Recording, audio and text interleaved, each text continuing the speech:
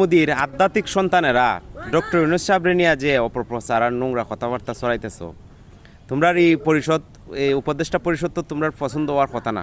এই উপদেষ্টা পরিষদের মধ্যে ভারতের কোনো এজেন্ট নাই। এই উপদেষ্টা পরিষদের মধ্যে ভারতের কোনো দালাল নাই। এই উপদেষ্টা পরিষদের আওয়ামী লীগের কোনো বুটসুন নাই। এই উপদেষ্টা পরিষদের মধ্যে খুন গুমে জড়িত কোনো লোক নাই। তাইলে তোমরা এই উপদেষ্টা পরিষদ অবশ্যই পছন্দ হইতো না। তোমরারও উপদেষ্টা পরিষদ পছন্দ হইতে গেলে তোমরা দলের কতলা কুত্তাও হলরে যদি দেওয়া হইতো তাইলে তোমরা খুব পছন্দ হইল না। নতুন উপদেষ্টা পরিষদে যারা হয়েছে এরা মানুষের দীর্ঘদিনের আন্দোলন সংগ্রামের সহযোগী বন্ধু, বাংলাদেশের এই নতুন স্বাধীনতা সংগ্রামের বিশিষ্ট সৈনিক। এরা দেশের ভিতরে এবং বাইরে থেকে বাংলাদেশের মানুষের অধিকার আকাঙ্ক্ষা পূরণের জন্য সবসময় সহযোগিতা করে আইছে।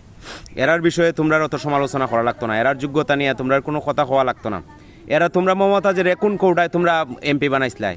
তোমরা এমপি তোমরার যোগ্য লোক হয়েছে ওবায়দুল কাদের, যারা মানুষে খাওয়া কইরা ডাকে। তোমরার যোগ্য লোক হইতাছে এই তোমরা নতুন উপদেষ্টা পরিষদের মধ্যে আসাদুজ্জামান কামালের মতো একটা খুনি সন্ত্রাসী নাই। নতুন উপদেষ্টা পরিষদের মধ্যে পাপনের মতো একটা দুর্নীতিবাজ লোক নাই। নতুন উপদেষ্টা পরিষদের মধ্যে বেনজিরের মতো একটা নিকৃষ্ট খুনি নাই। তাইলে তোমরা এই উপদেষ্টা পরিষদ পছন্দ হইব কেন? তোমরা প্রিয় লোক কেটায় আমরা চিনি না। এরা না হইলে তোমরা পছন্দ হইতো না। তোমরা হইছো লুটেরা।